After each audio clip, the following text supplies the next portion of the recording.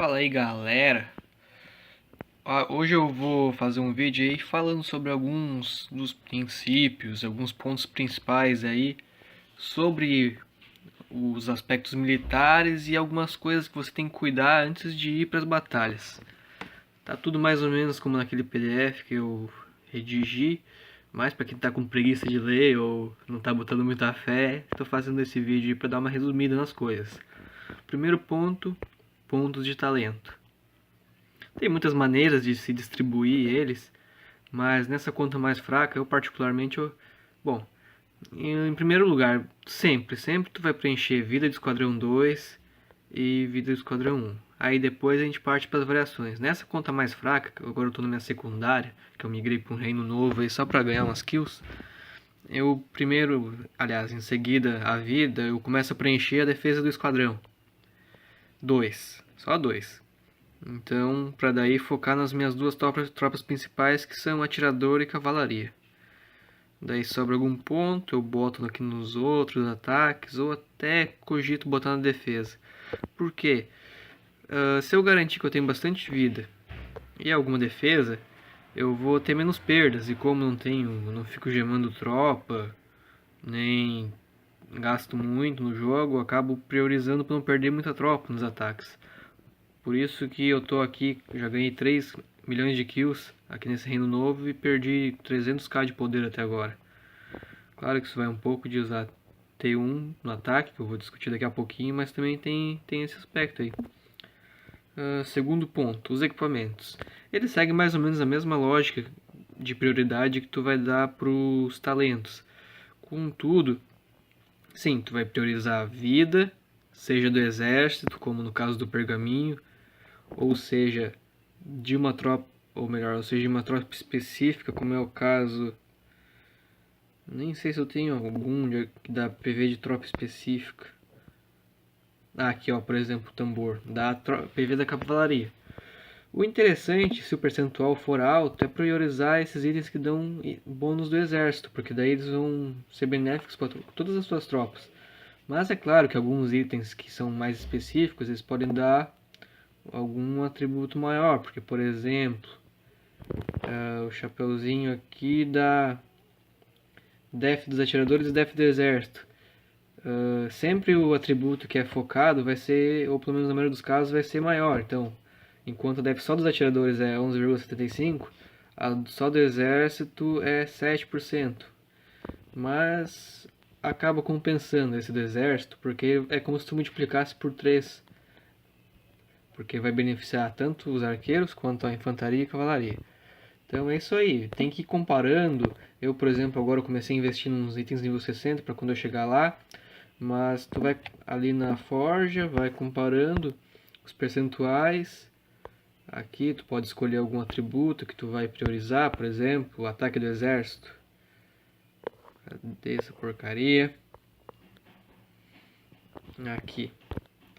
Daí tu vai indo, por exemplo, eu não vou forjar o set do campeão, então eu vou para a próxima possibilidade. Bom, não tem nenhuma aqui. Então, vamos ver. Vou para mão ruim, por exemplo. Ó, o Aegis Negro. Ele forja com os itens do Aberração Infernal. Seria uma possibilidade, mas como não tem nenhuma outra, então tá. Aqui também não tem muita possibilidade. Nem aqui. Bom, tá ruim dar exemplo assim, mas vamos, por exemplo, para o ataque da cavalaria. O PV da cavalaria, esse aí deve ter bastante coisa. Ó, aqui eu tenho, por exemplo, essa aqui nível 40, nível 50. Ó, aqui, ó. Supondo que eu não tivesse conseguido um item lendário do ceifador, mas tivesse conseguido nem sei o que dá essa porcaria, do maremoto. Eu ia investir nesse item aqui, no chamado das profundezas, mesmo sendo do nível 50, porque ele no lendário me daria mais bônus do que um Eternal Codice no verde. Então, são essas comparações, sabe? Tu pode procurar o melhor set que tu pode montar, a melhor gear, só que não adianta se tu não tiver os itens para construir elas. Então, tu tem que ver o que tu tem e o que tu pode fazer. Terceiro ponto, a pesquisa. Olha, aqui eu estou pesquisando o foco meu, que é principalmente em cavalaria, eu tô pesquisando agora a defesa e em seguida pesquisarei a vida da cavalaria, porque ela é minha primeira linha, no primeiro ataque, então eu vou priorizar isso para ter um mínimo de perdas. Mas, assim que for desbloqueando, é bom ir pesquisando defesa, ataque e vida do exército, focando principalmente em ataque e vida. Pode ver que a minha defesa está abaixo, que é um erro meu. Quarto ponto então, líder. Qual a importância do líder? Não use trapaceiro ou qualquer outro herói de cerco. Tu não vai ficar enviando cerco para ataque em jogador que não é wall trap. Então tu tem que priorizar, principalmente para não ficar trocando toda hora. Escolhe algum herói de líder que dê bônus do exército, como a Cavaleira Rosa. Clicando aqui no ícone, deixa eu ver. Clicando aqui no ícone dela, ou de qualquer herói, eu posso ver os atributos que ele dá. Então se tem só heróis gratuitos, ou tu vai usar o Goblin, que geralmente tu vai mandar sempre um ataque com um atirador, salvo exceções, ou então põe a Cavaleira Rosa, porque o bônus dela vai valer, por exemplo, deixa eu mostrar, tá em batalha, não posso mostrar, mas como ela dá o 20% de ataque do exército, pode mandar ela, até se tu for mandar só a infantaria e arqueiro, que o bônus dela vai contar sim. E quais os benefícios de, ou melhor, por que tu manda o líder em batalha?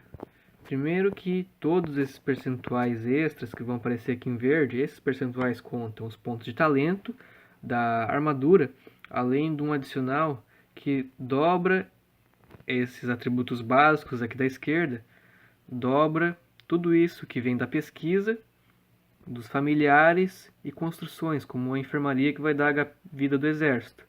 Então isso aí é dobrado quando se envia o líder e tem o adicional dos equipamentos e dos talentos. Então, atacar sem líder é uma roubada. Ao menos que tu saiba que tu vai dar conta, por exemplo, atacar a coleta com a tropa que só é counter daquela que tá lá na coleta, beleza, aí tu vai ter pouca perda, mas atacar castelo sem líder é roubada. Não vai nessa. Próximo. Quais heróis enviar?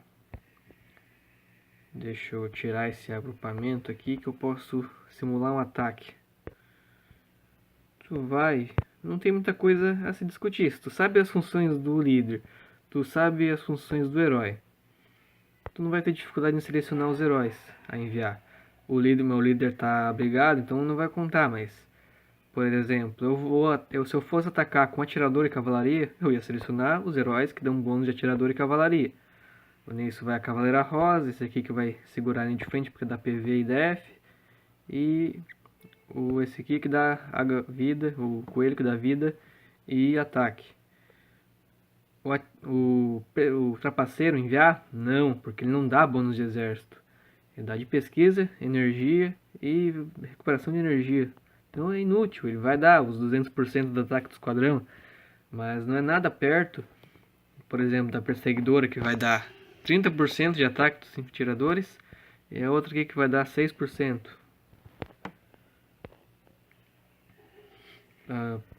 Deixa eu voltar aqui. Próximo então, quem ataca quem? Quem é counter de quem? Indo aqui na caserna, dá pra olhar, se esquecer. E agora, depois que tu jogar por um bom tempo, tu não vai ter dificuldade nenhuma em lembrar isso. Mas aqui nesse símbolozinho do triângulo, tá aqui ó, arqueiro contra-ataca cavalaria, contra-ataca infantaria e contra-ataca arqueiro. Manjou desse esquema, tu vai saber usar falange, tu vai saber atacar com tropa única. Bom, saber disso é o mínimo que se espera. Agora quanto às falanges e bloqueios. É um tópico bem amplo e basicamente o que importa é que a falange dita como a batalha, como as tropas vão se distribuir inicialmente na batalha. Então, não quer dizer que, porque o cara tá com falange da infantaria, eu vou usar falange da cavalaria e é só isso. Não. Se o cara tem só cavalaria e arqueiro no castelo, não importa se tá em falange da cavalaria ou da infantaria, que o efeito vai ser o mesmo. As tropas dele não vão ter nenhum bônus a mais por estar em falange da infantaria. Contudo, tu pode se aproveitar disso para mandar a tropa certa. Por exemplo, se ele está com falange da cavalaria, ele vai ter cavalaria na linha de frente, então tu vai mandar uma falange da distância que vai mandar teus arqueiros segurar a cavalaria dele. Então o ataque do cara vai ser muito bloqueado por causa disso. E em ataques de duas tropas, bom, tu pode, por exemplo, mandar um ataque de arqueiro e cavalaria com falange da infantaria, porque de qualquer jeito a infantaria vai estar na linha de frente. E, por exemplo, aqui na falange da infantaria pode acontecer tipo um sanduíche, no qual a sua cavalaria vai entrar de ladinho assim na infantaria do inimigo, se o cara tiver falange da infantaria. E não sei, talvez isso aí dê algum adicional, talvez não dê, não sei dizer ainda, mas eu vou estudar isso aí. O... Ah, uma coisa que muitos esquecem. Entra aqui no castelo, não. Entra na muralha, estações e vê os heróis que estão na tua muralha, cara. Porque não adianta tu ter um herói lendário, se daqui a pouco tu vai ver e por engano tá com o maldito trapaceiro na porra da muralha. Aí não dá. Tu tem que botar os heróis que te dão bônus de combate, principalmente de exército, porque tu atacando, tu pode atacar com um tipo de tropa, com duas, mas defender tu vai sempre defender com as três tropas. Vai mudar a falange só ou o bloqueio. Mas é importantíssimo que tu tenha os melhores heróis militares que tem e priorizar heróis de exército como o Goblin Bombardeio ou a Cavaleira Rosa.